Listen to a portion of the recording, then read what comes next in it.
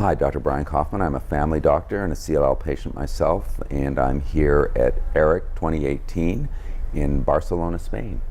It's very nice seeing you here, and it's a pleasure to be able to talk with you about some of the new developments in CLL. Dr. Kipps, you've done a lot of work in monoclonal antibodies. First, can you remind us what a monoclonal antibody is and why that's important in CLL? Monoclonal antibodies are proteins of the immune system, and what they have the ability to do is bind with high specificity a protein that's on the leukemia cell. And by doing that, they can flag the cell for destruction either by the immune system, or in some cases, they may be able to block what that protein actually does for the leukemia cell. Most of these have been directed against CD20, which sits on the cancerous B cells, the CLL cells, but also on normal B cells. That's correct. So one of the problems we have with the anti-CD20 antibodies is that it's hard to treat and get clearance of the leukemia cells without doing damage to the normal B cells.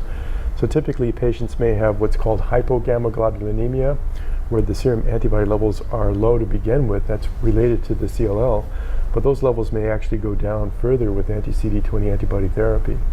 That's one of the consequences of having an antibody that detects a protein that's on both normal and cancerous B cells. And those would be rituximab, ofatuzumab, and obinutuzumab? That's correct. And there's actually a recent formulation that was made where they've concentrated rituximab, and by giving it with an enzyme that allows you to inject larger quantities into the subcutaneous space, you can inject the dose of rituximab as a subcutaneous injection. And that's actually fairly easy to do and takes less time, and patients may be in and out of the infusion room in no time. So that's recent development that's just been approved by the FDA. All right.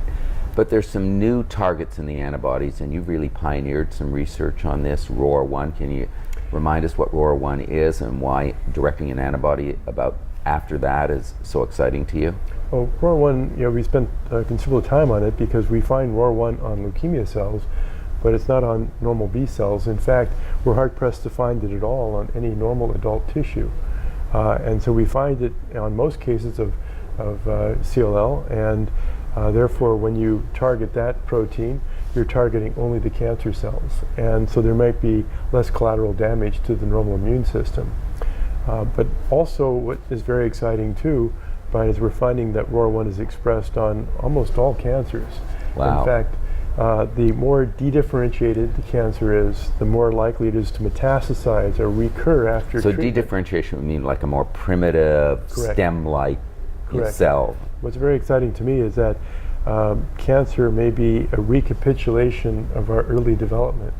Namely, when we developed as an embryo, we had to make organs, cells had to migrate from one spot to the next, and all that programming is very important to develop us as people. And I think cancer cells are reading that script, and they're using it then to establish new organs or metastasis in different sites of the body. And I think we've borrowed lessons from CLL, which I think is one of the most metastatic cancers on the planet, because at diagnosis you find it in every lymph node, all the bone marrow, everywhere.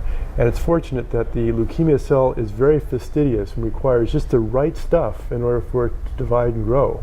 And that stuff is provided in what we call the microenvironment. The microenvironment is not just the cancer cell, but normal cells that surround the leukemia cell, and they can give signals that help to sustain the cell's survival as well as help it to grow. And so ROR1 appears to be playing a role in that crosstalk. And by blocking it, we can block some of the influence that the microenvironment has on protecting the leukemic cells from dying, and also that might be stimulating them to grow. So you have an antibody, serumtuzumab, that's in clinical trial right now, and there's been some early success with that you've reported on. Very excited. Paper just came out a few months ago in Cell Stem Cell, and Dr. Michael Choi and Dr. Kat Jamieson were leading the study, and we used various doses, from very small doses to larger doses, just giving 4 injections of the antibody. And one thing that was very impressive is that the antibody is very well tolerated. There was hardly any safety problems at all, no infusion reactions.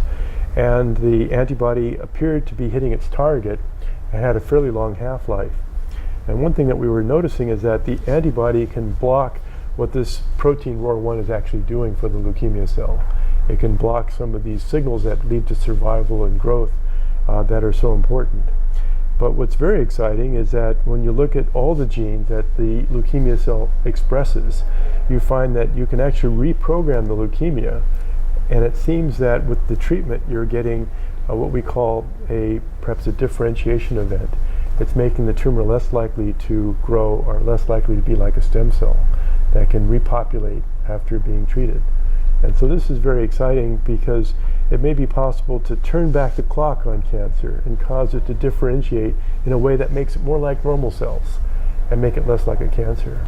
Wow, that's really exciting. And one of the other things you mentioned was that you combine the antibody in a conjugate, perhaps, and this is not in humans yet, but could you explain what that concept is? I'm very excited because in the clinical trial we saw that the level of ROR1 can down modulate a little bit, and we investigated this further.